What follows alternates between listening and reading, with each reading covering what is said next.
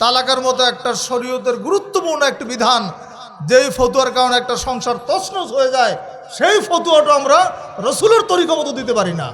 আখিরি জামানে এমন একটা সময় আসবে যখন একটা সুন্নাতকে ধারণ করার মর্যাদা, একটা সুন্নাত পালনের মর্যাদা হবে তোমাদের সময়ের 50 জন শহীদের সমান। বলো সুবহানাল্লাহ। কাজে অধিকাংশ মানুষই হক পথে নেই, অধিকাংশ মানুষই বাতিলপন্থী। এই কোরআনের আয়াত থেকেও একথা স্পষ্ট হয়ে যাচ্ছে। ইবাদত কবুলের জন্য অন্যতম দুটি শর্ত, যেটা প্রথম হচ্ছে আকীদা বিশুদ্ধ হতে হবে, 2 নম্বর হচ্ছে তরিকা বিশুদ্ধ হতে হবে। তারা আকীদার ক্ষেত্রে তারা মধ্যপন্থী হবেন, চরমপন্থী হবেন না, শৈথিল্যবাদী হবেন না, তারা খারেজিও হবেন না, মুরজিও হবেন না। অনুসরণ ব্যতীত কেউ জান্নাতে যেতে পারবে না। আহলে হাদিস আন্দোলন বাংলাদেশ, আসুন পবিত্র কুরআন ও সহিহ হাদিসের আলোকে জীবন গড়ি। আসসালামু আলাইকুম ওয়া রাহমাতুল্লাহি ওয়া বারাকাতুহু। ইন্নাল হামদালিল্লাহি ওয়াহদা ওয়াসসালাতু ওয়াসসালামু আলা মান লা নাবিয়্যা বা'দা। আম্মা বা'দু ফাআউযু বিল্লাহি মিনাশ শাইতানির রাজীম। ইন্না জাহান্নামা কানাত মিরসাদা লিত-তাগীনা মাআবা লাবিথিনা ফিহা আহকাবা لا يذوقون فيها بردا ولا شرابا إلا حميما وغساقا إلى آخره। আহলে হাদিস আন্দোলন বাংলাদেশ ও বাংলাদেশ আহলে হাদিস যুব সংঘ নওগাঁ জেলার উদ্যোগে আয়োজিত আজকের ইসলামী সম্মেলন 2024-এর সম্মানিত সভাপতি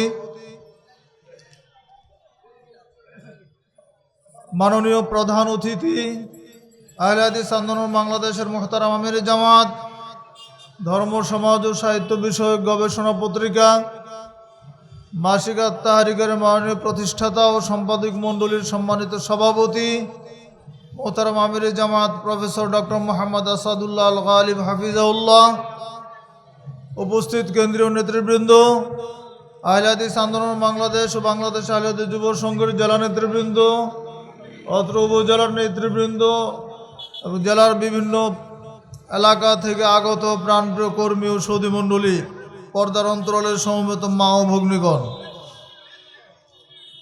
আমি আপনাদের সামনে সংক্ষিপ্ত সময়ে আজকের আলোচ্য বিষয় হচ্ছে ফিরকা নাজিয়ার কারা, ফিরকা নাজিয়ার বৈশিষ্ট্য কি। সকলে আমরা মুক্তি পেতে চাই, কেউ জাহান্নামে যেতে চাই না। এই প্রশ্ন যদি কাউকে করি, কেউ বলবেন না যে আমরা জাহান্নামে 1 সেকেন্ডের জন্য থাকব। এমন কেউ কি আছেন যে জাহান্নামে 1 সেকেন্ড থাকতে রাজি আছেন? প্রত্যেকে জান্নাতে যাবেন, একথা যেমন ঠিক এই কথাও ঠিক যে জান্নাতীদের সংখ্যা হবে খুব কম। 1000 মানুষের মধ্যে 1 জন জান্নাতে যাবে, আর বাকি 999 জন মানুষ আদম সন্তান জাহান্নামে যাবে। আবার এর সাথে সাথে এই কথাও ঠিক, আর এই 1 জন যারা জান্নাতি হবে, এই 1 জন হবে উম্মতে মুহাম্মাদি থেকে, আর বাকি 999 জন হবে ইয়াজুজ মাজুজের দল থেকে। এই সবগুলো কথাই কিন্তু সহিহ বুখারী মুসলিমের হাদিসের মধ্যে আছে, যা আমি সংক্ষেপে জিস্টাকারে বলে দিলাম। প্রশ্ন হচ্ছে জান্নাতে যাব কিভাবে, কি গুণাবলী অর্জন করলে জান্নাতে যাওয়া যাবে। আমরা জানি যে উম্মতে মুহাম্মাদের মধ্যে 73টা দল হবে, তার মধ্যে 72 দলে জাহান্নামে যাবে, 1টি দল জান্নাতে যাবে। লা ইয়াতিয়ান্না আলা উম্মতি কামা আতা আলা বনি ইসরাঈল হাযুন না'ল বিন না'ল। বনি ইসরাঈলের সাথে আমার উম্মতের সাদৃশ্য হবে জুতার ফিতার মতো। সকলেরই পরিচিত হাদিস, জুতার ফিতা যেমন 2টা একরকম হয়, রাসূল সাল্লাল্লাহু আলাইহি ওয়াসাল্লাম বলেছেন আমার উম্মতের অবস্থা বনি ইসরাঈলের সাথে একই রকম হবে। তারপরে তিনি বলছেন ওয়া ইন্না বনি ইসরাঈল তাফাররাকাত আলা 72 মিল্লাহ। তিনি বলছেন বনি ইসরাঈলরা বিভক্ত হয়েছিল 72 দলে, আর আমার উম্মত বিভক্ত হবে, বলেন কয় দলে? কুল্লুম ফিন্নার ইল্লা মিল্লাতা ওয়াহিদা। প্রত্যেকে জাহান্নামে যাবে, 1টি মাত্র দল জান্নাতে যাবে। সাহাবা একরাম জিজ্ঞেস করলেন এরা কারা? জবাবে রাসূল বললেন মা আনা আলাইহি ওয়া আসহাবি, আমি এবং আমার সাহাবীরা যেই আমলের উপরে আছি, যে আকীদার উপরে আছি, সেই আমল আকীদার অনুসারী যারা, তারাই মাত্র জান্নাতে যাবে, আর বাইরে কেউ জান্নাতে যেতে পারবে না। এই হাদিস থেকে এই কথা স্পষ্ট হচ্ছে যে জান্নাতে যাওয়ার প্রথম শর্ত হচ্ছে ইত্তেবায়ে সুন্নাহ বা ইত্তেবায়ে রাসূল। রাসূল সাল্লাল্লাহু আলাইহি ওয়াসাল্লামের অনুসরণ ব্যতীত কেউ জান্নাতে যেতে পারবে না। এই জন্য প্রত্যেকটা ইবাদতের ক্ষেত্রে তিনি তার অনুসরণের নির্দেশ দিয়েছেন। যেমন তিনি সালাতের ক্ষেত্রে বলেছেন, সল্লু কামা রাআইতুমুনি উসাল্লি, হে আমার সাহাবীরা শোনো, আমি যেভাবে সালাত আদায় করছি তোমরা ঠিক সেইভাবে সালাত আদায় করো। অন্য কারো উদাহরণ তিনি দেন নাই, তিনি নিজের দিকে সুপর্দ করে বলেছেন, আমাকে যেভাবে তোমরা সালাত আদায় করতে দেখেছো ঠিক এইভাবে তোমরা সালাত আদায় করো। তিনি হজের তালিম দিতে গিয়ে বলছেন, খুদু আন্নি মানাসিকাকুম, তোমরা হজের নিয়ম কানুনগুলো আমার কাছ থেকে শিখে নাও। আমি এই বছর হজ করছি, হতে পারে আগামী বছর আর হজ আমার সৌভাগ্য নাও থাকতে পারে। আমি কিভাবে হজ করছি, কোন আমলটা কিভাবে, কোন জায়গায় কিভাবে করছি, এইগুলো তোমরা আমার কাছ থেকে শিখে নাও। বোঝা যাচ্ছে প্রত্যেকটা আমলই কিন্তু আমাদের রাসূল সাল্লাল্লাহু আলাইহি ওয়াসাল্লামের কাছ থেকে শিখতে হবে, তার তরিকা মতো হতে হবে। মা আয়েশা রাদিয়াল্লাহু আনহা বলছেন, রাসূল সাল্লাল্লাহু আলাইহি ওয়াসাল্লাম বলেছেন, মান আমিলা আমালান লাইসা আলাইহি আমরুনা ফাহুয়া রাদ্দুন, কেউ যদি এমন কোন আমল করে যে আমলের মধ্যে আমার কোনো নির্দেশ নেই তাহলে এটা বাতিল। মা আয়েশা রাদিয়াল্লাহু আনহা রাসূল থেকে বর্ণনা করলেন, আল্লাহর রাসূল স্পষ্ট বলে দিয়েছেন, কেউ যদি এমন কোনো আমল করে, তার জীবনের যদি একটি আমলও এমন হয় যে আমলটা আমার নির্দেশ মতো হয় নাই, সেই আমলটাই বাতিল। বোঝা যাচ্ছে রাসূল সাল্লাল্লাহু আলাইহি ওয়াসাল্লাম যে আমল করতে বলেছেন সেটাই করতে হবে, যেইভাবে তিনি করেছেন সেভাবেই করতে হবে, যেই পদ্ধতিতে তিনি যেটা আদায় করেছেন ঠিক সেই পদ্ধতিতে আমাদেরকে আদায় করতে হবে। এর বাইরে যদি আমরা করি তাহলে আমরা জান্নাতে যেতে পারবো না, জান্নাতে যাওয়ার সুযোগ হবে না। যারা জান্নাতে যাবে তাদেরকে রাসূলের তরিকা মতো চলতে হবে। এখন চিন্তা করে দেখুন, আমাদের ইবাদতের মধ্যে, আমাদের মুআমালাতের মধ্যে, আমাদের দৈনন্দিন কর্মসূচির মধ্যে রাসূলের সুন্নাত কতটুকু আছে? রাসূলের সুন্নাতের বাইরে কি আমাদের আমল নেই? আমরা যে সালাত আদায় করি এ কি সব রাসূলের সুন্নাত মতো হয়? বলেন তো, সুন্নাত মতো কি সবার সালাত হয়? আপনারা আমার কথা বুঝতে পারছেন? বাংলাদেশের সকল মুসলমানের সালাত কি রাসূলের তরিকায় হয়? তাহলে রাসূলের তরিকায় সালাত সকলের হয় না। আচ্ছা, রাসূলের তরিকায় হজ হয় সবার হয় না। যাকাতও রাসূলের তরিকা হয় না। শুধু তাই নয়, বিবাহ শাদীও রাসূলের তরিকা হয় না। বউ তালাক দিবেন সেটাও রাসূলের তরিকা হয় না। এই তো গত এক সপ্তাহ হয় নাই, এক ভাই ফোন করে বলছেন সেই ভোলা থেকে তিনি রাগের মাথা বিবিকে 3 তালাক দিয়ে দিয়েছেন, এবং 3 তালাক দিয়েছেন, দেওয়ার পরে বুঝতে পারলেন যে ভুল করে ফেলেছি, এখন তো স্ত্রীকে আবার নিতে হবে, তো নেওয়ার তরিকা কি?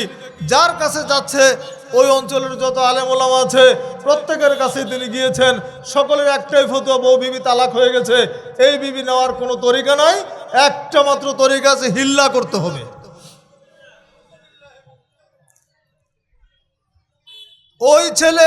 ওই ব্যক্তির ছেলে একজন ছাত্র কওমি মাদ্রাসাতে দাওরা পড়ছে, ঢাকার কোনো এক মাদ্রাসার ছাত্র।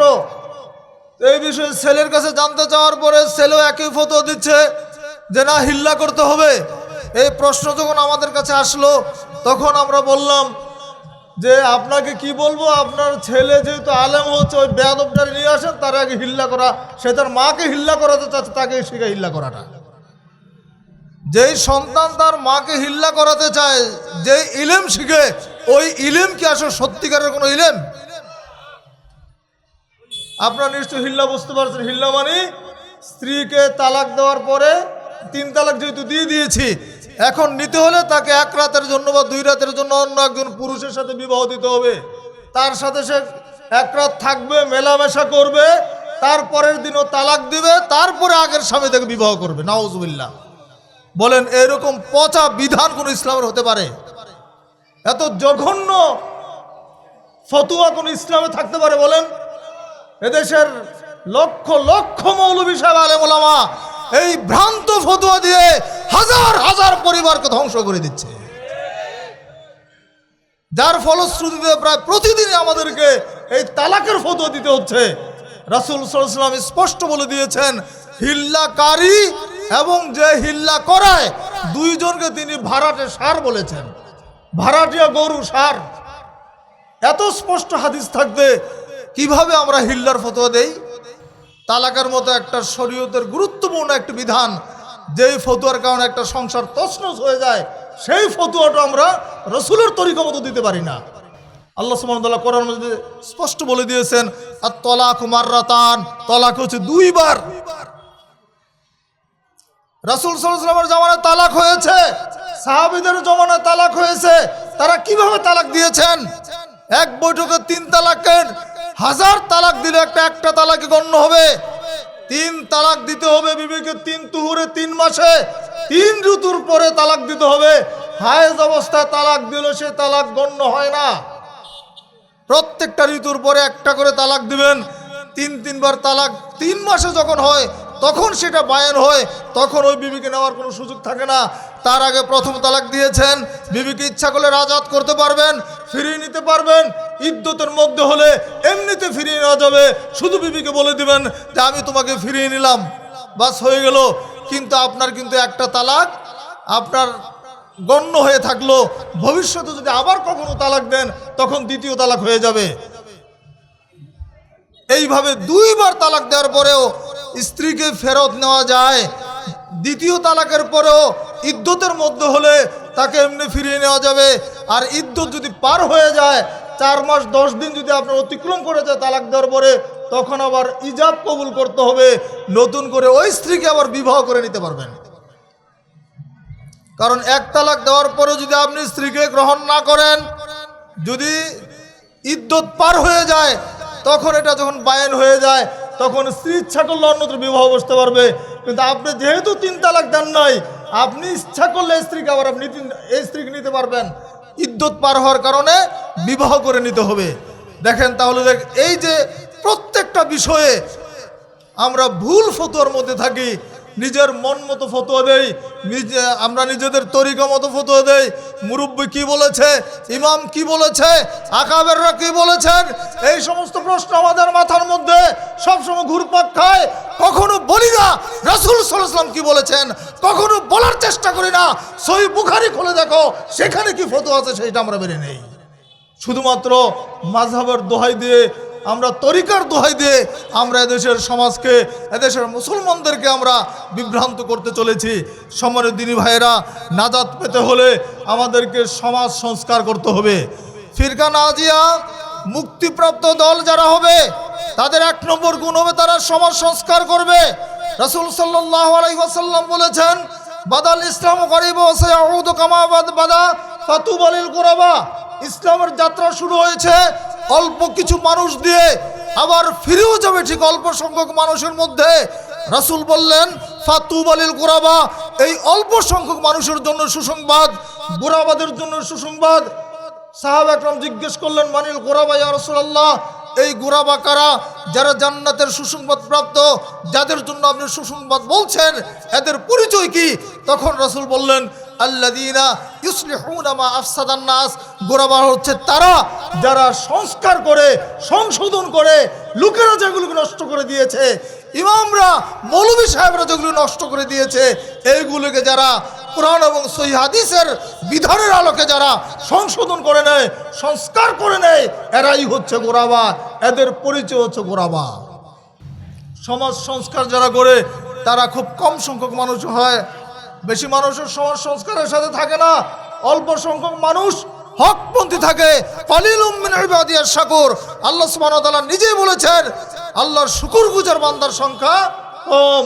নবীকে বলেছেন, ওয়াইন তুতি আকসারা মান ফিল আরদি ইউদিল্লুকা আন সাবিলিল্লাহ, হে নবী মুহাম্মদ তোমাকে বলছি, তুমি মুহাম্মদ, তুমি শ্রেষ্ঠ নবী, তুমি যদি জগতের অধিকাংশ মানুষের আনুগত্য করে চলো, জগতের বেশিরভাগ মানুষের কথা যদি তুমি শোনো, ইউদিল্লুকা আন সাবিলিল্লাহ, তারা তোমাকে আল্লাহর পথ থেকে বিচ্যুত করে দিবে, আল্লাহর পথের মধ্যে তারা রাখবে না।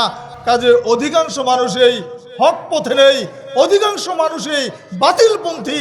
এই কোরআনের আয়াত থেকেও একথা স্পষ্ট হয়ে যাচ্ছে। 2 নম্বর গুণ হচ্ছে তারা আকীদার ক্ষেত্রে তারা মধ্যপন্থী হবেন, চরমপন্থী হবেন না, শৈথিল্যবাদী হবেন না। তারা খারিজিও হবেন না, মুরজিও হবেন না। আহলে সুন্নাত ওয়াল জামাতের আকীদা আপনারা জানেন, খারিজিরা চরমপন্থী। তাদের আকীদা হচ্ছে কেউ কবিরা গুনাহ করলে সে চিরস্থায়ী জাহান্নামী, তার কল্লা কাটা জায়েজ। জঙ্গিরা যারা চরমপন্থী যারা, তারা এই পথের অনুসারী। অথচ কবিরা গুনাহ করেও আল্লাহর কাছে তওবা করলে আল্লাহ তাকে ক্ষমা করতে পারেন, সে জান্নাতে যেতে পারবে। এই আকীদা হচ্ছে আহলে সুন্নাতের আকীদা। আর ওইটা হচ্ছে চরমপন্থীদের আকীদা, কবিরা গুনাহ করলেই তাকে জাহান্নামে, সে একবার চিরস্থায়ী জাহান্নামে হয়ে যাবে। এই জন্য তারা নানান সময় নানান বিশৃঙ্খলা সৃষ্টি করেছে। ইসলামের তিনজন খলিফাকে নির্মমভাবে হত্যা করা হয়েছে ভ্রান্ত আকীদার কারণে। সম্মানিত ভাইরা, আর মুরজিয়া যারা শৈথিল্যবাদী, এটাও ঠিক ওটাও ঠিক। শৈথিল্যবাদী আকীদাও ভ্রান্ত আকীদা। তারা ইসলামটাকে এক জায়গায় রাখবে, দুনিয়ায় বৈষয়িক কোনো জীবনে, অর্থাৎ দুনিয়াবে কোনো জায়গায় ধর্মের কোনো প্রয়োজন নেই। ধর্ম থাকবে মসজিদের মধ্যে। হজ করবেন মক্কা মদিনায়, দেশে এসে দুনিয়ার যত যা ইচ্ছা তাই করবেন, কোনো সমস্যা নাই। এই শৈথিল্যবাদী আকীদা, এটাও ইসলামের সঠিক আকীদা নয়। এই দুই আকীদার মধ্যপন্থী যে আকীদা, সেটা হচ্ছে আহলে হাদিসের আকীদা, আহলে সুন্নাত ওয়াল জামাতের আকীদা। আকীদার ক্ষেত্রে মধ্যপন্থী হতে হবে। 3 নম্বর গুণ হচ্ছে আল্লাহর নাম ও গুণাবলীর ক্ষেত্রে তারা সর্বদা পবিত্র কোরআন এবং সহিহ হাদিসের অনুসারী হবেন এবং সাহাবায়ে কেরাম ও সালফে সালিহিনের বুঝ অনুযায়ী তার ব্যাখ্যা করবেন। আল্লাহ এবং আল্লাহর নাম ও গুণাবলী, আল্লাহ সম্পর্কে আকীদা বিশুদ্ধ করতে হবে, রাসূল সম্পর্কে বিশুদ্ধ আকীদা করতে হবে। আল্লাহর আকার আছে না নাই, আল্লাহ কি সর্বত্র বিরাজমান কিনা, নাকি আরশে আছেন, এই বিষয়গুলি স্পষ্ট হতে হবে। যে আল্লাহর ইবাদত আমরা করছি, সে আল্লাহ সম্পর্কে ভ্রান্ত আকীদা থাকলে ইবাদত করে কোনো লাভ হবে না। রাসূল সাল্লাল্লাহু আলাইহি ওয়াসাল্লাম সম্পর্কে ভ্রান্ত আকীদা, রাসূল হায়াতুন নবী, ভ্রান্ত আকীদা, রাসূল মরেন নাই, রাসূল মাটির তৈরি না নূরের তৈরি, রাসূল গায়েবের খবর জানেন, রাসূল মিলাদের মজলিসে রাসূল এসে উপস্থিত হন। মিলাদের মজলিসগুলোর মধ্যে একটা চেয়ার সাজিয়ে রাখা হয়, সেখানে নাকি আল্লাহ নবী আসেন, বলেন নাউজুবিল্লাহ। এই সমস্ত ভ্রান্ত আকীদা যারা পোষণ করে, তারা সত্যিকার অর্থের খাঁটি মুসলমান নন। আকীদার গোলমাল তাদের। আর আকীদা যদি বিশুদ্ধ না হয়, আল আকীদাতু হিয়া আসাসুল মিল্লাহ, মিল্লতের মূল বুনিয়াদই হচ্ছে আকীদা। ইসলামের মূল বুনিয়াদ, মূল ভিত্তিটা হচ্ছে আকীদা। একটা বিল্ডিং তৈরি করবেন, ইমারত তৈরি করবেন, আপনি 5 তলা 10 তলা বিল্ডিং, আপনার ফাউন্ডেশন যদি মজবুত না হয়, ওই বিল্ডিংটা কি থাকবে বলেন? 5 তলা ফাউন্ডেশন না দিয়ে যদি আপনি 10 তলা বানাই ফেলেন, ওই বিল্ডিং ভেঙে যাবে। ইবাদতের ক্ষেত্রে আপনার আকীদাটা হচ্ছে মজবুত। আগে বিশুদ্ধ আকীদা, তারপরে হচ্ছে আকীদে সহিয়া, তারপরে তরিকা সহিয়া। ইবাদত কবুলের জন্য অন্যতম 2টি শর্ত, যেটা প্রথম হচ্ছে আকীদা বিশুদ্ধ হতে হবে, 2 নম্বর হচ্ছে কি হবে, তরিকা বিশুদ্ধ হতে হবে। সমাজের দিনী ভাইরা, তাহলে জান্নাতে যেতে হলে আমাদেরকে সংস্কারক হতে হবে, বিশুদ্ধ আকীদার অধিকারী হতে হবে, মধ্যপন্থী হতে হবে। যে কোনো মূল্য সুন্নাতকে অগ্রাধিকার দিতে হবে। সুন্নাত এর ক্ষেত্রে কোনো আপোষ করা চলবে না। রাসূলুল্লাহ সাল্লাল্লাহু আলাইহি ওয়াসাল্লাম বলছেন, ইন্না মিন ওয়ারাইকুম জামানা সাবরিল লিল মুতামাসসিকি ফিহি আজরু 50 শাহীদাম মিনকুম। শুনে রাখো আমার সাহাবীরা, আখিরি জামানে এমন একটা সময় আসবে যখন একটা সুন্নাতকে ধারণ করার মর্যাদা, একটা সুন্নাত পালনের মর্যাদা হবে তোমাদের সময়ের 50 জন শহীদের সমান। বলো সুবহানাল্লাহ। রাসূলের জামানায় 50 জন শহীদ ইসলামের রাস্তায় জিহাদ করে যারা শাহাদাত বরণ করেছেন, তাদের যত মর্যাদা হবে, আখিরি জামানায় একটা সুন্নাতের মর্যাদা হবে তত সমান। বলেন সুবহানাল্লাহ। তাহলে দেখুন, আপনি যদি বলেন যে এই ছোটোখাটো বিষয়, এইগুলো নিয়ে ঝগড়া করার দরকার কি? আপনি সালাত আদায় করবেন, আপনার দাঁড়ানোই ঠিক নাই। আপনি সালাত আদায় করবেন, সালাতে দাঁড়িয়ে কি দোয়া পড়তে হবে সেটাই জানেন না। তাকবীরে তাহরিমা কিভাবে করতে হয় সেটা জানেন না। রুকু সুজুদগুলি আপনার ঠিক মতো হয় নাই। দেখেন, রাসূল সাল্লাল্লাহু আলাইহি ওয়াসাল্লামের জামানায় আল্লাহ নবীর মসজিদে একজন সাহাবী ঢুকে 2 রাকাত সালাত আদায় করে নবীর কাছে এসে সালাম দিলে নবী বললেন ইরজি ফাসল্লে ফাইন্নাকা লাম তুসাল্লি, রাসূল বললেন তুমি ফিরে যাও, তুমি আবার সালাত আদায় করো, কেননা তুমি সালাত আদায় করো নাই। লোকটা আবার গিয়ে 2 রাকাত সালাত আদায় করলেন একইভাবে, আবার রাসূলকে সালাম দিলে তিনি একই কথা বললেন যে ইরজি ফাসল্লি ফাইন্নাকা লাম তুসাল্লি, তুমি ফিরে যাও, তুমি সালাত আদায় করো, কেননা তুমি সালাত আদায় করো নাই। আসলে লোকটাকে সালাত আদায় করছিল না? বলেন করেছিল, তাই না? তো সালাত আদায় করার পরেও রাসূল সাল্লাল্লাহু আলাইহি ওয়াসাল্লাম কেন বললেন যে তুমি যাও আবার সালাত আদায় করো? কারণ তুমি সালাত আদায় করো নাই। এখানে রাসূল সাল্লাল্লাহু আলাইহি ওয়াসাল্লাম বললে পারতেন যে তোমার সালাতটা বিশুদ্ধ হয় নাই, তোমার সালাতটা আমার তরিকা মতো হয় নাই, তোমার সালাতটা সঠিক হয় নাই। তিনি তো এইরকম বললেন না, তিনি বললেন তুমি সালাত আদায় করো নাই। তার মানে কি রাসূল মিথ্যা কথা বললেন? নাউজুবিল্লাহ, এই কথা বলা যাবে? রাসূল সাল্লাল্লাহু আলাইহি ওয়াসাল্লাম মিথ্যা কথা বলেন নাই। রাসূল সাল্লাল্লাহু আলাইহি ওয়াসাল্লাম বললেন, বুঝাতে চাইলেন তুমি যে সালাত আদায় করেছো এই সালাতটাকে আমি সালাতে গণ্য করি না, এটা সালাতেই হয় নাই।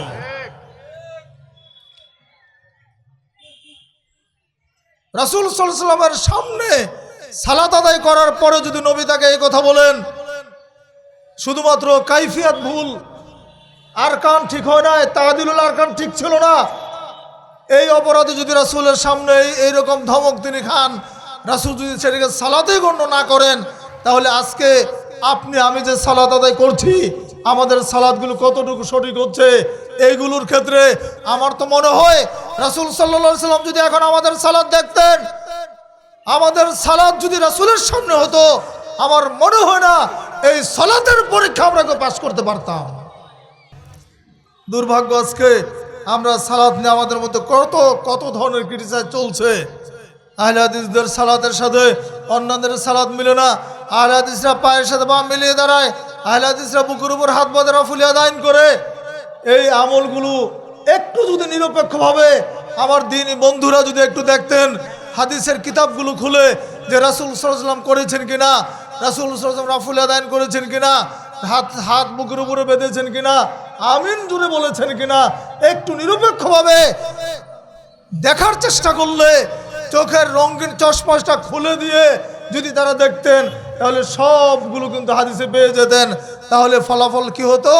আপনার আর আমার মধ্যে কোনো দ্বন্দ্ব থাকতো না, কোনো মত পার্থক্য থাকতো না, ভেদাভেদ থাকতো না।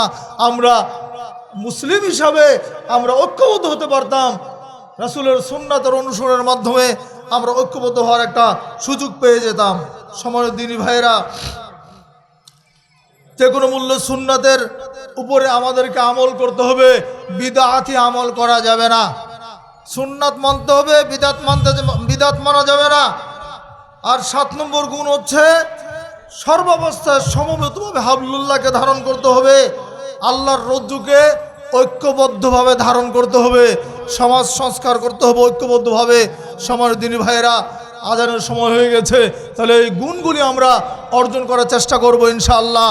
আমরা সমাজ সংস্কারে আত্মনিয়োগ করবো ইনশাআল্লাহ। আল্লাহ রাব্বুল আলামিন আমাদেরকে নাজি ফিরকার অন্তর্ভুক্ত তৌফিক দান করুন, ফিরকা নাজের গুণগুলো অর্জন করে তৌফিক দান করুন, আমিন। ওয়া আখিরু দাওয়ানা আলহামদুলিল্লাহি রাব্বিল আলামিন। আসসালামু আলাইকুম ওয়া রাহমাতুল্লাহি ওয়া বারাকাতুহু। তাহরিকের এজেন্ট ফর্ম দেওয়া আছে, আপনারা যারা তাহরিকের এজেন্ট হবেন ফর্মটা ফিল আপ করে দেবেন ইনশাআল্লাহ।